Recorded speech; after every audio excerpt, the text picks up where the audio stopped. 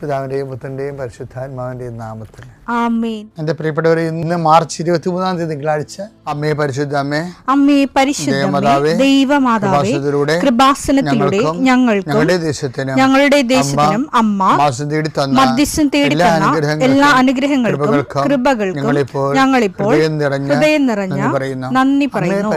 അമ്മേ പരിശുദ്ധമേ, ദൈവമാതാവേ, 2004 ഡിസംബർ 7 ഉച്ചകഴിഞ്ഞ് 2:30 കൃപാസനത്തിൽ സംഭവിച്ച അമ്മയുടെ പ്രത്യക്ഷപ്പെടലിനെ കുറിച്ച് തിരുസഭയ്ക്ക് സമർപ്പിച്ചിരിക്കുന്ന പഠനരേഖകളുടെ മേൽ സഭാത്മകമായ പഠനം ആരംഭിക്കുവാൻ ഞങ്ങൾ പ്രാർത്ഥിക്കുന്നു. അമ്മേ പരിശുദ്ധമേ, ഭൂസ്വർലോകങ്ങളുടെ രാജ്ഞിയായ അങ്ങേയ്ക്ക് ഭൗമസംരക്ഷണത്തിനായി പ്രപഞ്ചപ്രകൃതിയെ തന്നെ തിരുസഭ പ്രതിഷ്ഠിക്കുവാൻ ഈ പ്രത്യക്ഷീകരണം വഴി ഇടയാക്കണമേ. പരിശുദ്ധമേ, ജപമാല മാതാവേ, സകല കൃപാസനം പ്രാർത്ഥനയോടും ചേർത്ത് ഞങ്ങളിപ്പോൾ പ്രാർത്ഥിക്കുന്ന ഈ കുടുംബത്തിന്റെ പ്രത്യേക നിയോഗം പറ മക്കളെ.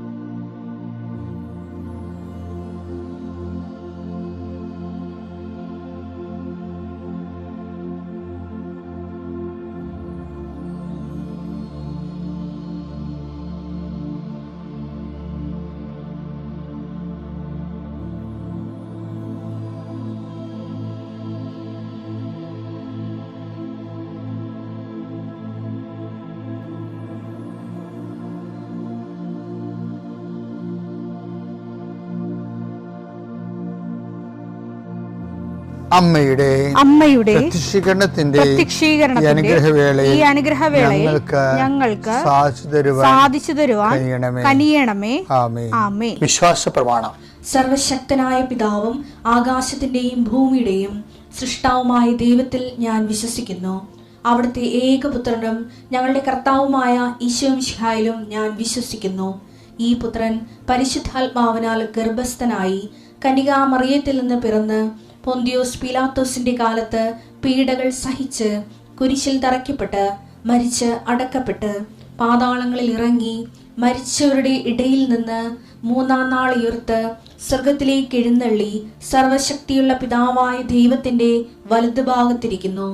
അവിടെ നിന്ന് ജീവിക്കുന്നവരെയും മരിച്ചവരെയും വിധിക്കുവാൻ വരുമെന്നും ഞാൻ വിശ്വസിക്കുന്നു.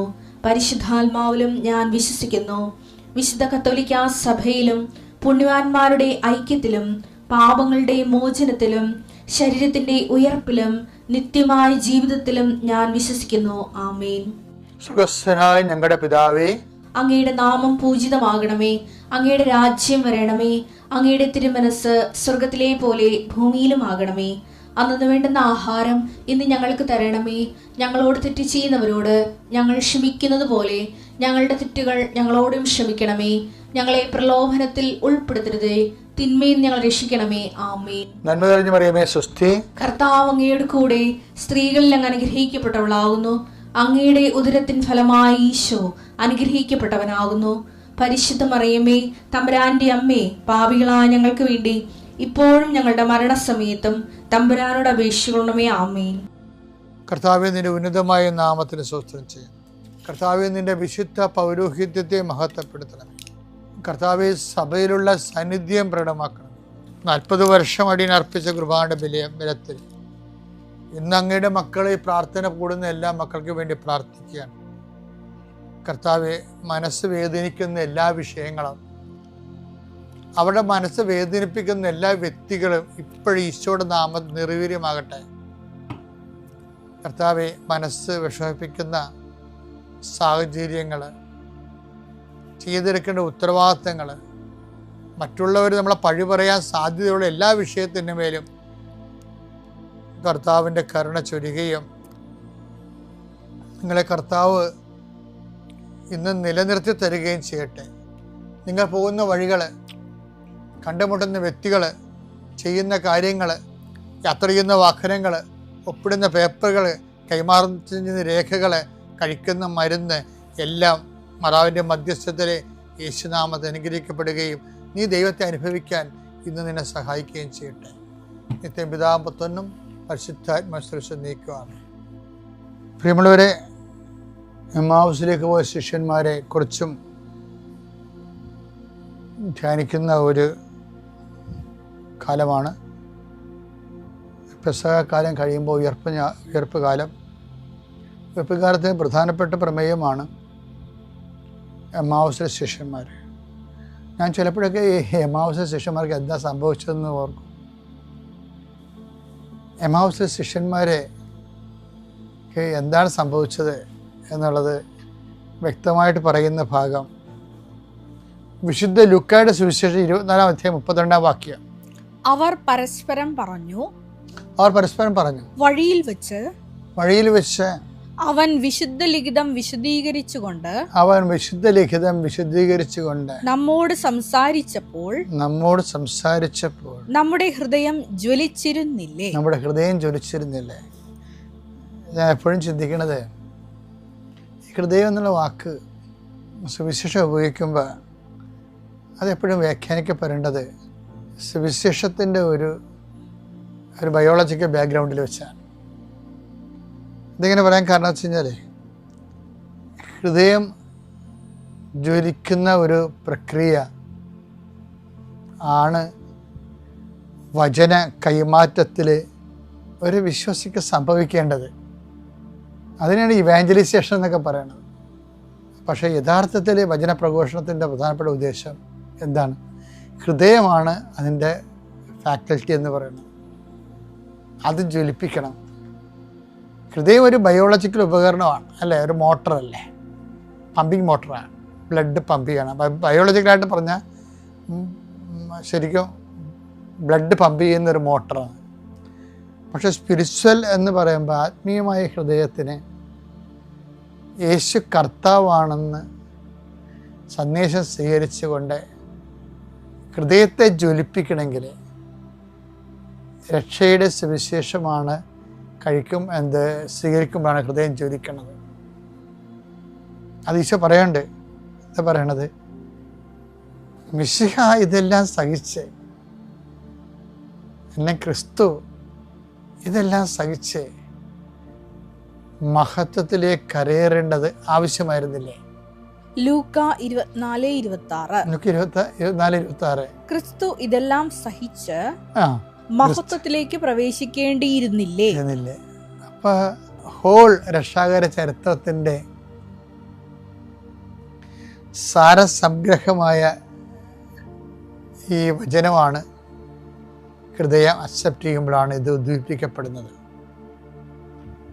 അതുകൊണ്ടാണ് സെൻറ്റ് പോളും ആദിമ സഭയെല്ലാം ഹൃദയത്തിലേക്കാണ് വചനം കൊടുക്കുന്നത്. രക്ഷാ സുവിശേഷത്തിന് ബുദ്ധിപരമായ ഒരു തലമില്ല.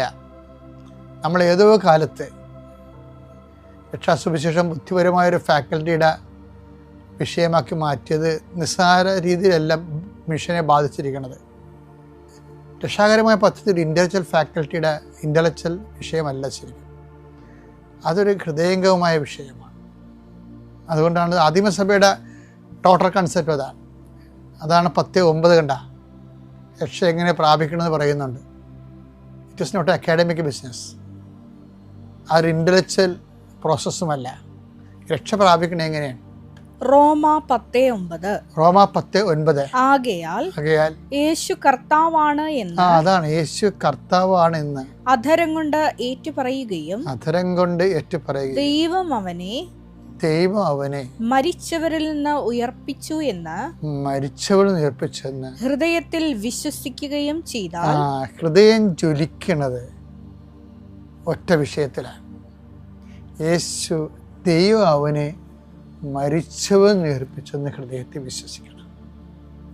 ഈ ഒരു വിശ്വാസം ആ ഹൃദയത്തെ ഫോക്കസ് ചെയ്തുകൊണ്ട് അവൻ നമ്മോട് സംസാരിക്കുന്ന സമയത്ത് നമ്മുടെ ഹൃദയം ജ്വലിക്കുകയായിരുന്നില്ലേ എന്ന് എമ്മാവുസ് ശിഷ്യന്മാർ പറയണില്ലേ?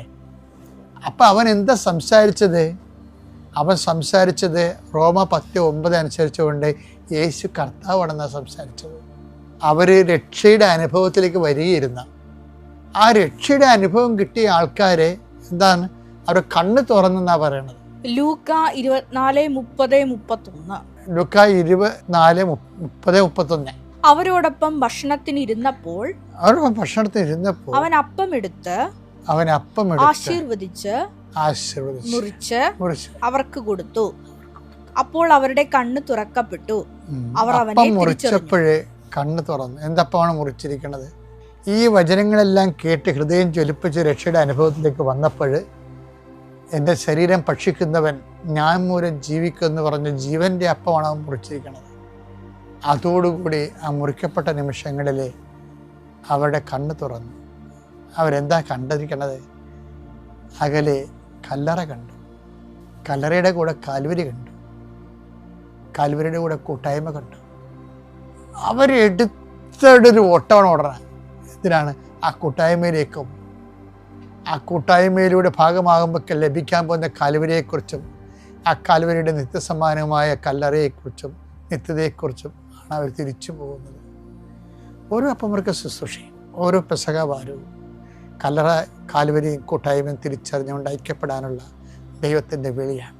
പിതാവിൻ്റെയും പുത്രൻ്റെയും പരിശുദ്ധാത്മാവിൻ്റെ നാമത്തിൽ.